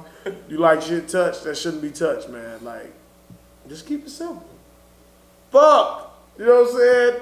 This dick is balls. Leave the balls alone. Lay before was you just reach back and just don't touch that. Don't touch that. Grab you and force you deeper inside. Don't touch that. No. No, I had a motherfucker that was grabbing me and kept squeezing my balls. It was really painful. It was painful. You can't say stop. That shit painful. You got to sit there and act like you like it. Yeah, ride that shit. It's the same concept with the ass back and squeeze. I don't like it though. It's enjoyable. It's unenjoyable. So I'm like, can you please not do that again? You gotta tell him, dude. After you like, can you please not do that again? They're like, why? That shit hurt. You thought you was being sexy up there? Your ass was putting me in. I was going through trauma. What are you talking about? Get your ass up. Fuck, you think I'm in a nut? What the fuck wrong with you? This shit hurt. Please don't do that again. Like, you gotta ask them nicely. When you say it like that, that's gonna keep you different. Like, you catch them off guard, like, what? Why you just ask me like that? Because, like, why did you think that this was okay? You know what I'm saying? Like, if I grab your titty, if you was, I just fucking like the minutes. Grab your what the fuck? Motherfuckers be infatuated, just fucking grip them like this, just squeezing them real fucking hard, fucking you like a monster. You be like, shit hurt. You know what I'm saying? Like, weird white rabbit fucking, like, just tear your ass apart. Again. What's wrong with you? That was the joke from the fucking movie, I thought. Tear your ass apart. But anyway, this shit is weird, man. Like, don't do weird shit. Don't touch ass. If you like your ass touched and played with, man, this is about my birthday, man. Fuck it. Hey, man, look. All right, because we run a little long.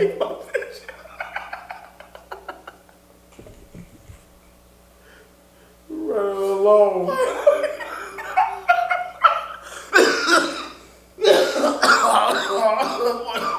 God did. God did. I'm gonna crop all that shit out and I'm gonna put God did. Devin did. Anyway, I'm all prepared. We take an Uber. No, we drive. So I'm always want to be on time somewhere. Left out, the flight was at 10 o'clock. Left out about 8. No, I left out at 9 o'clock. So I'm going to get there at 9. No, I'm lying. The flight was at 10. We left out at 8 o'clock. So we get there like an hour early. So we get there 5 minutes before we make it to the airport. Did you get to the liquor store at 11 o'clock? Nothing. We ain't talking about no liquor store. What you talking about? The Minister Society shit. Oh. You know you done fucked up, right? So, for somebody who didn't watch Minister Society, you sure know that part. You know you done fucked up, right? You a liar. You know you done fucked up. You been watching Black Cinema, BET. Tyler Perry shit too. Weird and gay. Really bad. But anyway. You see his new movie from Netflix? Not watching nothing. It's terrible. What did you expect? He just gets more and more extreme. I saw something where somebody was like... That's what I didn't want to ruin for you. So since you're not going to watch it... Is that the movie when somebody was fighting with braids? And they slowed it down and they had a lace frontal and then a haircut? Movie. The son was clearly gay, but didn't want to come out. Came out. The family was like, oh, we already knew you was gay. Turns out his boyfriend wasn't really gay and was fucking his mama. And the mama had got divorced from the father, but the best friend that helped her with the divorce started fucking her husband. I'm like, what type of shit is this? So your son gay, you fucking his gay boyfriend, and he want to marry you now. He proposes to you in front of everybody. Meanwhile, your best friend is fucking your husband. I told you. This all happened at this graduation party. I was like, all right. We're going to just throw gay shit at the screen and just say, fuck it. Or we're going to just throw sex. We want that. Now I'm going to say it. We want that shallow-minded, black, stupid motherfucker that's going to sit there and be like, ooh, girl, can you believe that? Like, no, I can't believe it. Why do you want to watch somebody who's fucking doing some nasty shit like that? Like, fucking a man, like, fucking a woman, fucking a mom. Go watch a porn scene, bro. Like, you want to watch that shit in your entertainment? If you want to watch that type of stuff, all power to you, but that's sick. That's disturbing. I would say it's disturbing.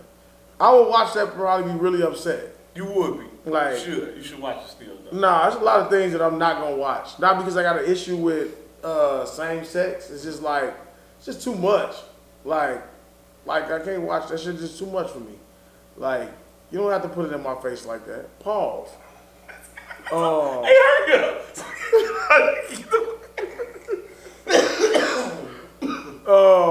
But a gay man will listen to this and really question you guys. No, he wouldn't. It's a double entendre. It's a double entendre. JayZ, huh? Okay. Yeah, I'm rapping.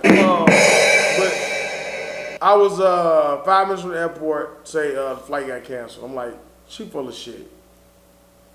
So we get there.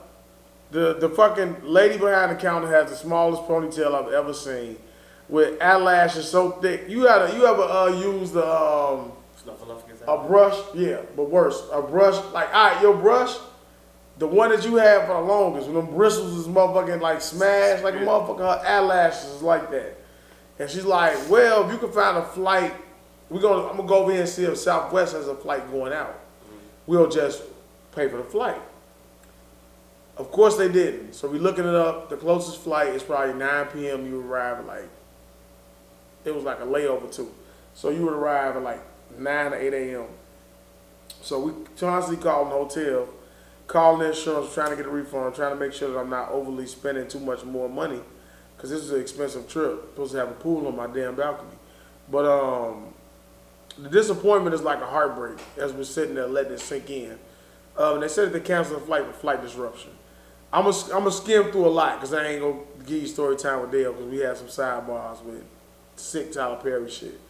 In a nutshell, Frontier was offering to pay for a flight up to 3 days out, but only covered up to $500.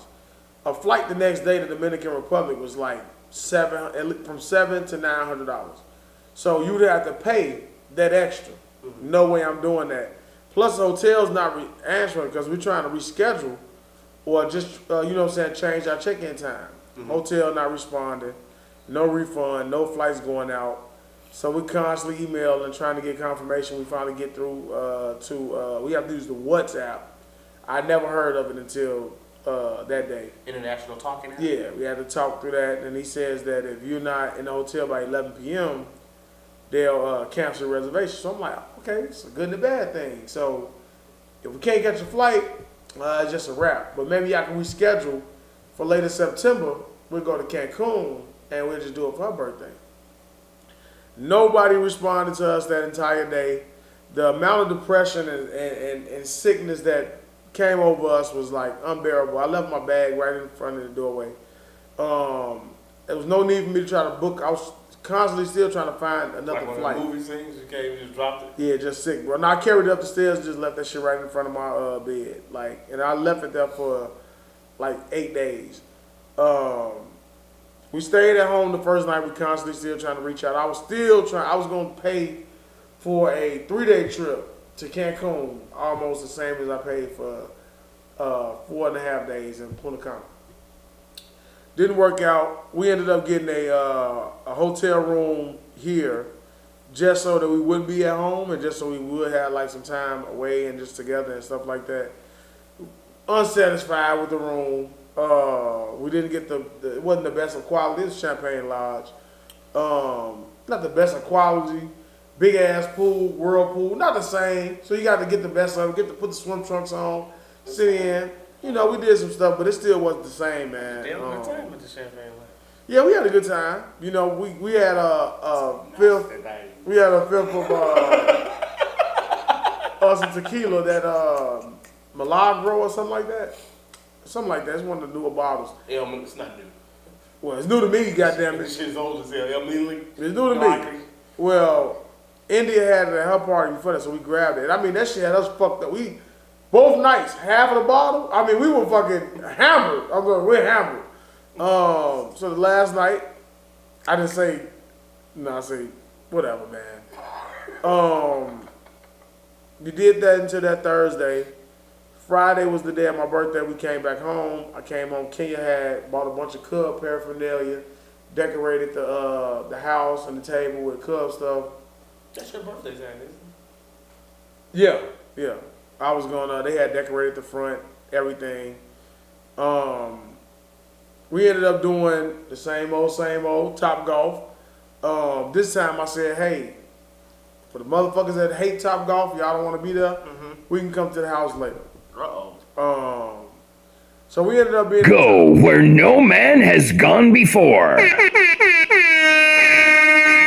up at Top Golf to about 11:30. Nobody had an iPass. They didn't. So we had to take the streets back. So we didn't make it to my house until about midnight. And that's when the party started. Jamal and Goodwin sat outside. We came in. Got off to a slow, mellow start. Everybody just having a nice talk, a chatter. Jamal kept shouting. I was just going to intro me. My intro to the... We ain't get there yet. Jamal's like, this is a party or what? And I kept saying this is a social gathering. Because it's a social gathering, it's not a party. It wasn't for a bunch of people. The music starts. Everybody starts drinking a little more. Blunts go into, a slow beat. Blunts get passed in rotation. Well, not many because it's not the second half of the Straight Gas Money podcast hadn't made it yet. So we get approaching 1 a.m. now. I think Double D has made his arrival. He came in through the garage. We made him exit. He come back through the front. He came back through the front. He had a whole big intro. We did a handshake. It's on White Sox page. It's about 2 o'clock now. Now we get into a debate, as we always do, about music selections and what we're gonna listen to. Okay. And somehow you just skipping over all of your daeo dancing and all that. No, I didn't do any dancing. So you didn't get a run? Oh, okay. That's my phone now. A lot of things transpired. I think the booty up was weird in the background. Nah, you ain't seen me dancing no booty up. Nah, I ain't seen me dancing no booty up. I knew for a fact how to get. I was DJ daeo. I knew how to get the party started. But you didn't know when.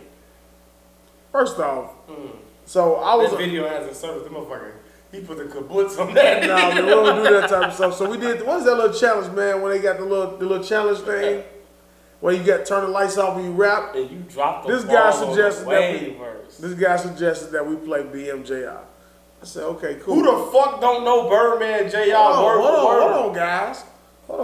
Murder Capital? Hold on, guys. What's the only key, daeo? What's the only key? He don't even Only know. key to survive is kill. Oh, come on, man. Brother. Took him long enough. I'm trying to tell you something. You're not listening to me. Be quiet. I'm talking to them. I started at Top Golf. I had 3 shots. And a couple beers. Okay. Stone Cold. And another beer. Okay, come on. And another one. I had 3 woods filled with 5 to 6 different strands. Okay? That's how the day got started. And now I've spilled over into now I'm starting to drink. Oh, okay. So by the time I get home, crossfaded. now I get home, and not only am I drinking tequila, I'm drinking whatever the fuck I can find. Okay. So then I grab whatever the fuck was on the counter with some wine. I finished it off. I had a bottle of champagne from the Champagne Lodge. I finished it off. Then I found a beer. Then I found another beer. Then another beer. Then another beer. It's only about 4 beers. I'm fucking wasted. I'm hammered. Okay. Now this guy gets here, we're smoking a couple more blunts. I brought Now, some tequila as well. yeah, everything in between is a little hazy. I don't remember a lot of things. I know we tried to do the challenge. Then he tried to get me to do Birdman JR, and I was on a roll. And then I was just too intoxicated to perform the way that I should have. That's what she said. So then, I turned into the DJ. I said, it's not about me. I'm going to be the DJ. I went and turned on the cha-cha slide, I think, at first. Cha-cha. And everybody was like, all right, whatever. Oh, Cupid Shuffle? No. Cupid Shuffle was next.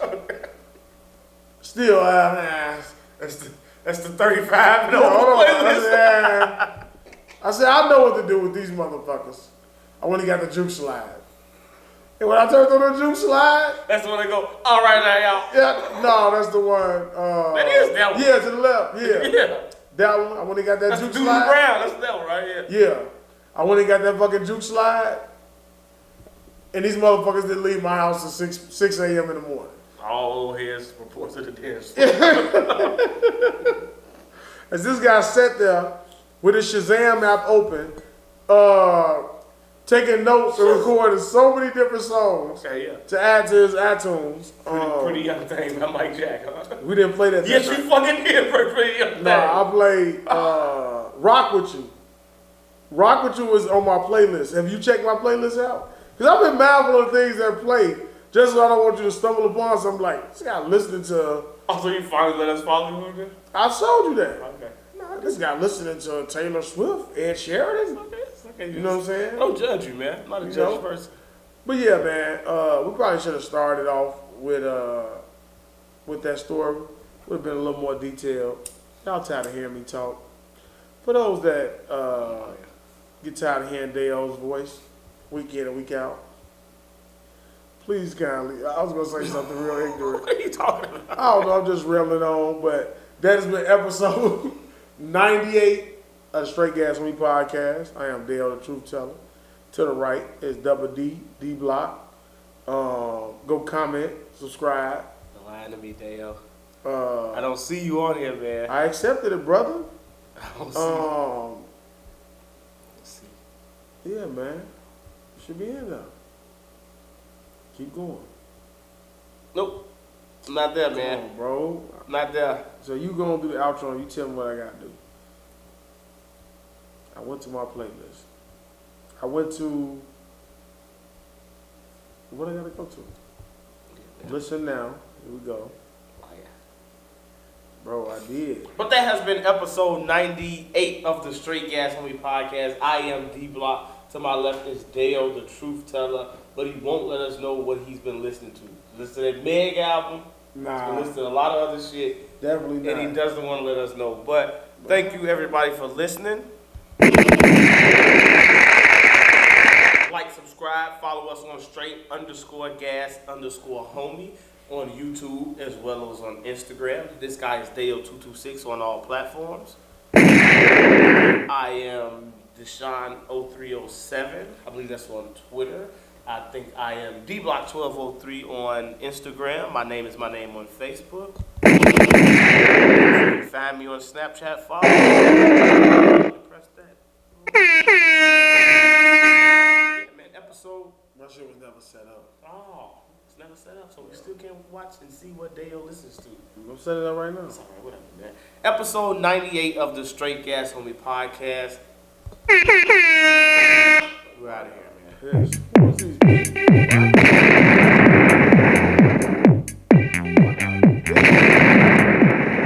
Just type Devin in. It's not my name on the thing. What's your name on that? Double D? I fucking know. Let me see. I'm gonna go to your name. I think it's my name. It's Devin. Boy, I got a piss, boy. I think everybody is like their real name. Yeah, I can't find you, brother. I must already be following you. Brother! Jim, brother. Turn that fucking camera off so I can go piss. Choose who can follow you. People you approve. Lord.